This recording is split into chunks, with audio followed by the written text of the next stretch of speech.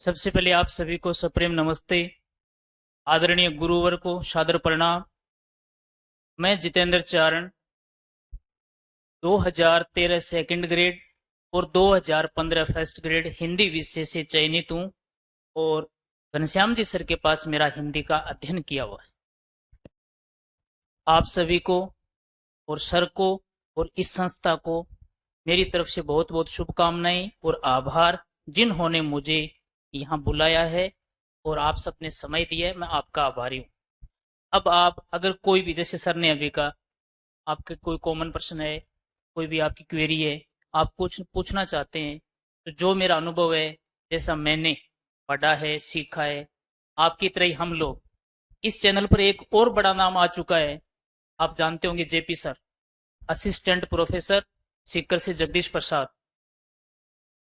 हम भी आपकी तरह, जेपी सर सेकंड ग्रेड 2013 भर्ती बैच में मेरे सहपाठी थे, हम एक बेंच पे बैठते थे। तो बाकी बातें तो आपके पूछने से शुरू होगी। सिर्फ 2 कदमों का फासला है, हम भी आपकी तरह यहीं आप में से निकल के आए।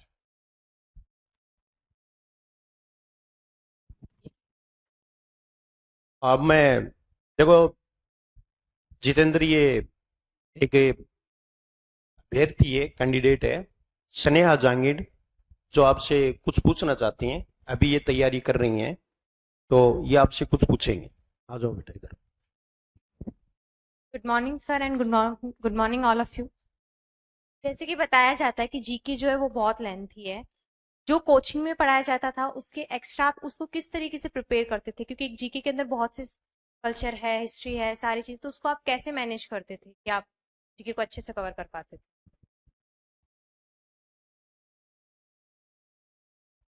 ये एक सामान्य प्रश्न हो सकता है, चाहे जीके हो, चाहे साइको हो, चाहे आपका कौन सा ही सब्जेक्ट हो। इसके लिए सबसे पहले जो मेरा मानना है, सर ने सिखाया है, जो कुछ हमें आता है, हमें आप भी जानते हो, अपने गुरुजन से ही प्राप्त होता है। तो इसमें सबसे पहले आप एक प्लान बनाइए कि पेपर कितने नंबर का होता है, कितने नंबर में सिलेक्शन है। आप सिलेबस देखिए, कौन सी यूनिट कितने नंबर की है, कितने नंबर लाने पर हम सिलेक्शन की दौड़ में शामिल होते हैं। जब ये आपके पास प्री प्लान होगा, अब एक प्रश्न आएगा, वो पहले मैं क्लियर कर दूं। तो स्कूल व्याख्याता तैयारी कर रहे हैं फर्स्ट ग्रेड, पहले पेपर के बारे में पूछोगे ना, ये सामान्य प्रश्न है। और इसके अंदर जो चार चार क्वेश्चन आते हैं, वो अलग अलग विषयों के होते हैं, सभी तैयार नहीं कर सकते। अपने को तो उस मेरिट में शामिल होना है जो कट ऑफ राजस्थान लोक सेवा आयोग निर्धारित करेगी। तो क्यों ने, हमें तो यही बताया गया था और यही फार्मूला अपनाया गया था कि 75 क्वेश्चन आते हैं। अगर आप 50 से 55 क्वेश्चन तैयार कर लेते हो, तो फिर कोई नहीं पूछता है आपने गणित छोड़ी थी या अंग्रेजी छोड़ी थी। मानते हो? तो ये अपने अपने हिसाब से तय करना पड़ेगा कि हमें 50 क्वेश्चन उन 75 क्वेश्चन में से कैसे निकालने। उसके लिए कोचिंग अपना सहारा है, क्योंकि नियमितता बनती है। सबसे बड़ी बात है कि कंसेप्ट क्लियर होती है। उसके बाद अगर कितना समझ में आता है, वो सबकी अलग अलग क्षमता है। उसके बाद रेफरेंस बुक के तौर पे दूसरी बुक्स पढ़ लो, नोट्स बना लो, समय समय पर रिवीजन कर लो। और कुछ कॉमन बातें हैं जो मेरे अनुसार है, आप सबने इतना मन से सुना है, मैं 2 4 वो भी बताना चाहूंगा। उससे पहले अगर कोई आपका और कुछ प्रश्न हो तो हेलो, मैं सबसे पहले तो आपको इस एक अच्छी बात के लिए बधाई और साधुवाद देना चाहता हूं कि आपने सही जगह का चयन किया है। हमें ये चयन देर से मिला था। कई जगह घूम के आए थे, तो हमें पता है कि सही जगह का चयन होना भी बहुत जरूरी है। आप सब जानते हो, आज बाजारीकरण का दौर है। पहले दिन की क्लास में पता चल गया था, एक अच्छा स्टूडेंट अपने गुरुजन को पहचान लेता है और गुरुजन ने भी पहचान लिया। बोले हाँ बेटा बोलो।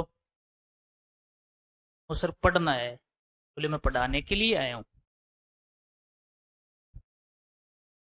तो 2013 में सेकंड ग्रेड का बैच था, उसमें सर के पास शुरुआत हुई थी।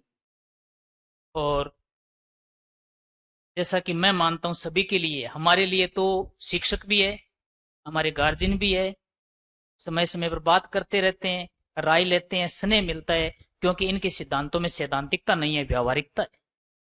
आज भी बच्चों जैसा स्नेह मिलता है। 2013 का सेकंड ग्रेड बैच चल रहा था और मैंने साहब से कहा था कि साहब थर्ड ग्रेड भर्ती आ गई बीच में, वो बैच कितने बजे है?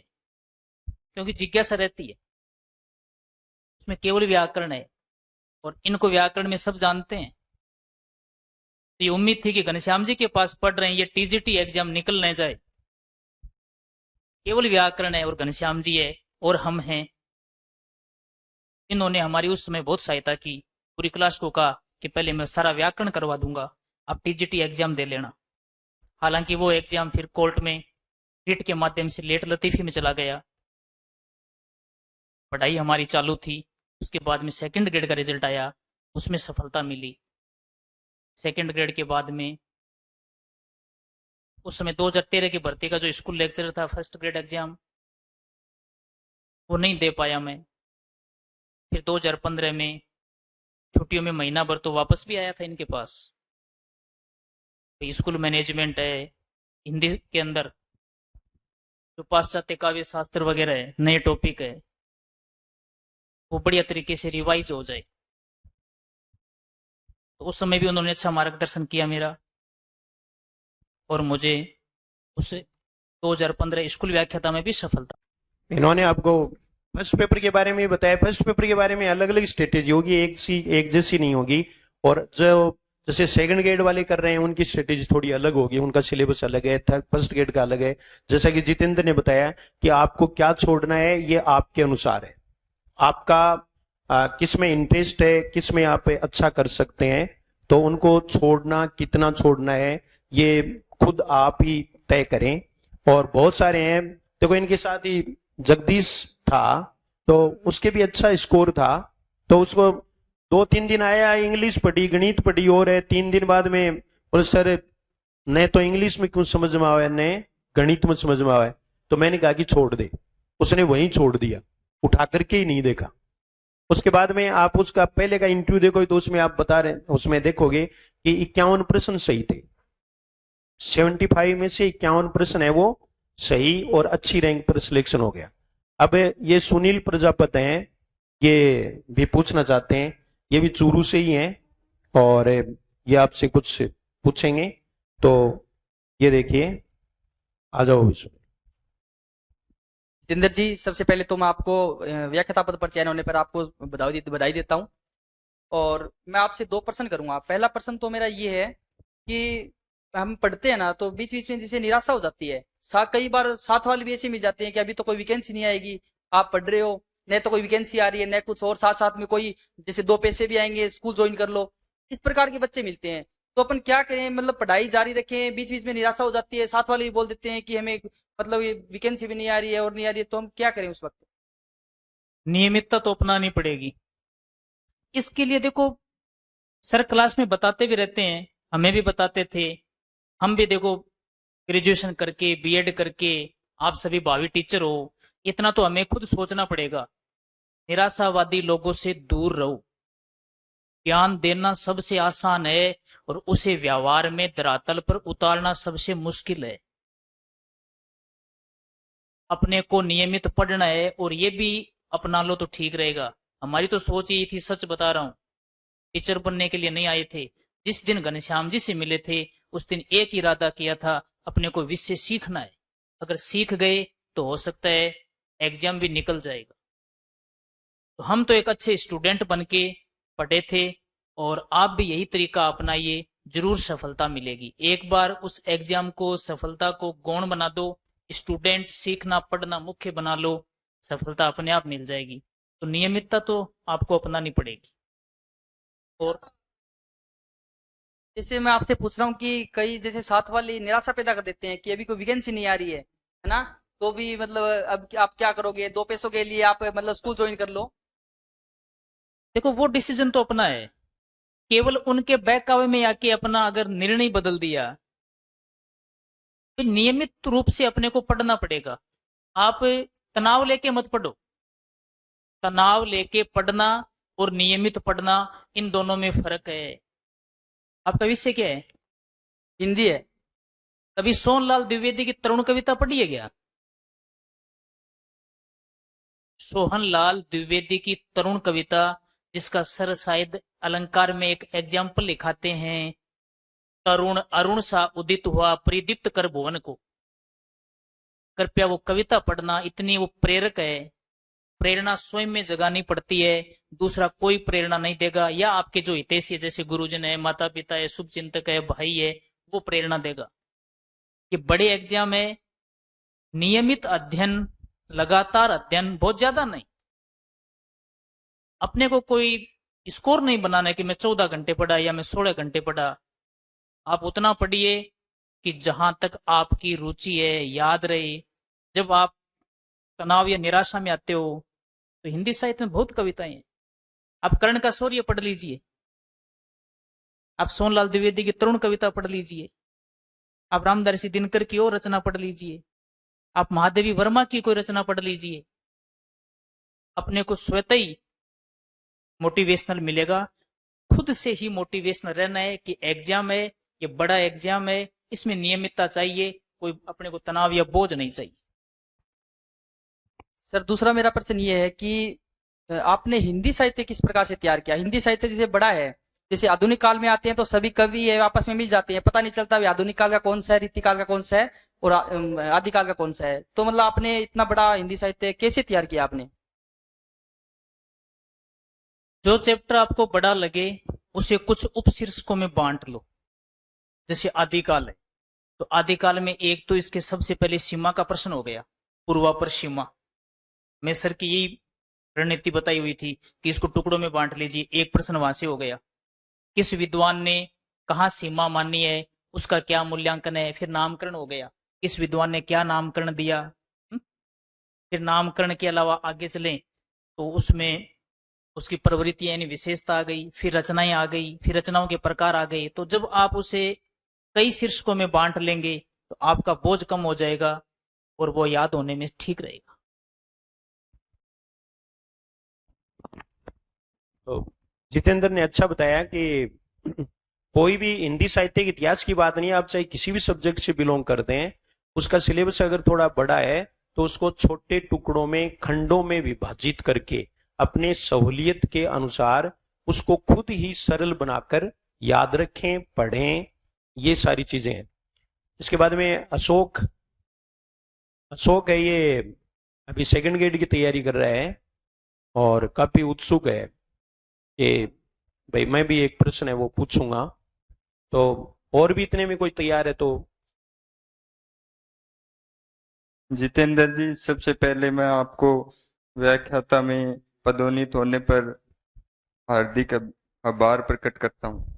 और आपसे पहला प्रश्न मेरा यही है कि आपने हिंदी साहित्य में रचना को किस हिसाब से सेटलमेंट किया, वो बताइए, ताकि किस ट्रिक के माध्यम से किया या किस प्रकार से उनको याद किया, क्योंकि साहित्य में रचनाओं का बहुत ज्यादा है, उनको किस प्रकार से करें वो एक बार बताइए।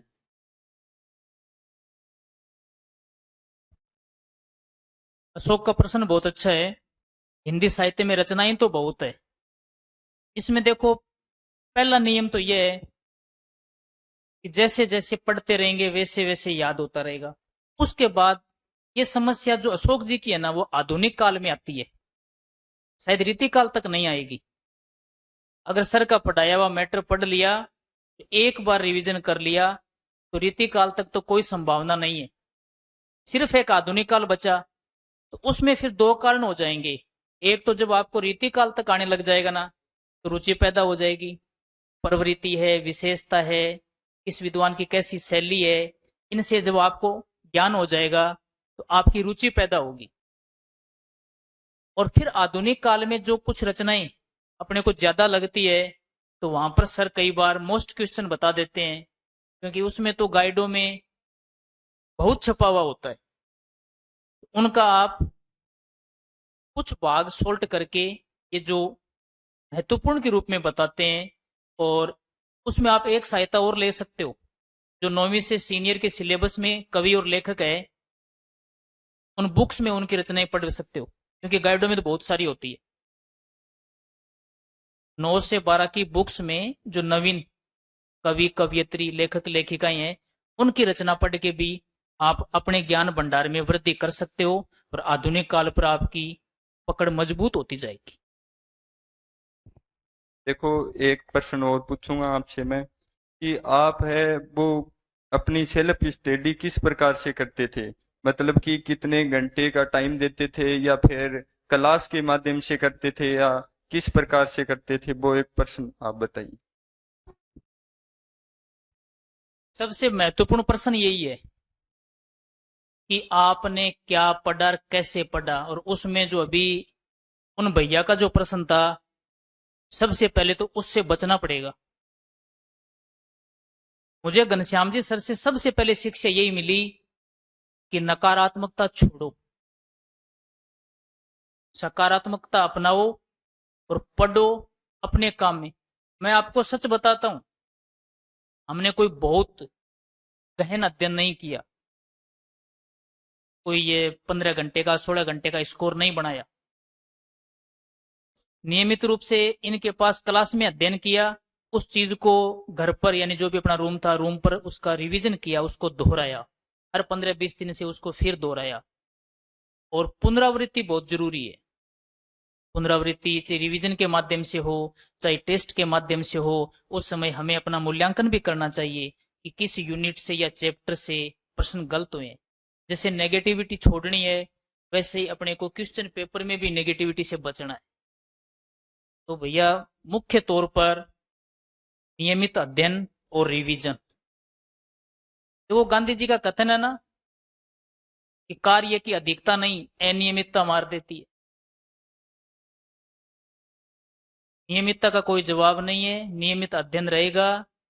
और जो सर बताते हैं उसके साथ में सर सहायक पुस्तक भी बताते हैं, एक हेल्प उसकी हो जाएगी। सर का मैटर तो है ही बड़ा बेजोड़ है, फिर कोई दिक्कत नहीं, फिर तो अपने पर डिपेंड है इसका रिवीजन कैसे किया, कैसे पढ़ा। ठीक है जितेंद्र जी, आपको बहुत बहुत धन्यवाद, और सर को भी जो पूछने का इतना मौका दिया। मौका सबको है, खुला मंच है। और भाई जितेंद्र आपके सामने है, और देखो आप देख रहे हैं कि एक बात तो आपने महसूस की होगी कि सफलता वही प्राप्त करते हैं जो सिंपल रहते हैं, क्योंकि सिंपल रहने में कुछ करना ही नहीं पड़ता। लोग तो बेवकूफ है, पता नहीं क्या क्या करते हैं कितना टाइम खराब करते हैं। बस सिंपल रहना है वो, तो उसमें तो कुछ लगता ही नहीं। ये देखिए आप, और वो टाइम है वो आप किस में यूज करें, पढ़ने में यूज करें, वो सीधी सीधी सी बात है। ठीक है। और बाकी ये रचनाएं याद करना, या जैसे कोई दूसरे सब्जेक्ट के स्टूडेंट भी हैं, तो वो ये ध्यान में रखना है कि अगर आप बार बार रिवाइज करोगे तो कोई भी मुश्किल नहीं है, फालतू मैटर नहीं पढ़े।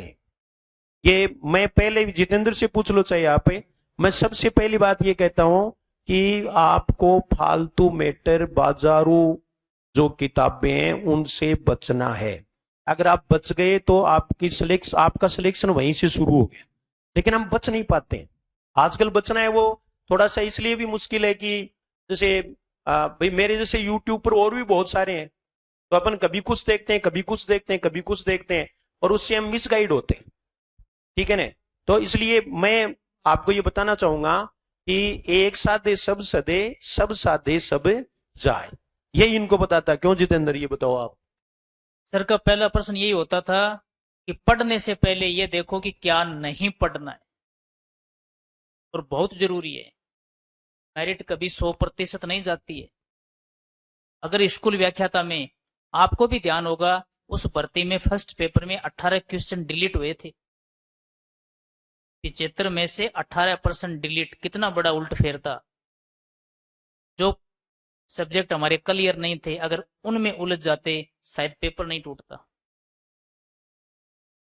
तो अपने को ये तो जरूर तरीका अपनाना चाहिए कि मुझे क्या पढ़ना है और कैसा मैटर पढ़ना है, क्योंकि परीक्षा में वही सफलता दिलाएगा जो मैटर परीक्षा के काबिल होगा। और इसके लिए आप सर की जो भी टेस्ट सीरीज है, प्रैक्टिस सेट है और आरपीसी के पिछले वर्षों के प्रश्न पत्र भी देख सकते हो। तब आपको पता चलेगा कि हर पढ़ाने वाला एक जैसा नहीं होता है। आप बहुत सारी गाइड देख लीजिए जो सेकंड ग्रेड फर्स्ट ग्रेड के लेवल पर आती है, सर्वनाम को 10 पंक्तियों में कंप्लीट कर देते हैं और उस टॉपिक से आरपीसी एक प्रश्न नहीं पूछती। देखा है आपने? तो हमें यह पता होना चाहिए कि परीक्षा में प्रश्न किस स्तर के आते हैं और उस स्तर का पढ़ाने वाला टीचर कौन है। जब कंसेप्ट क्लियर हो जाएगी ना, फिर निराशा नहीं होगी। फिर अगर प्रश्न अलग प्रकार का भी आ गया ना, तो आप हल कर सकते हो। हल तभी होगा जब कंसेप्ट क्लियर होगी।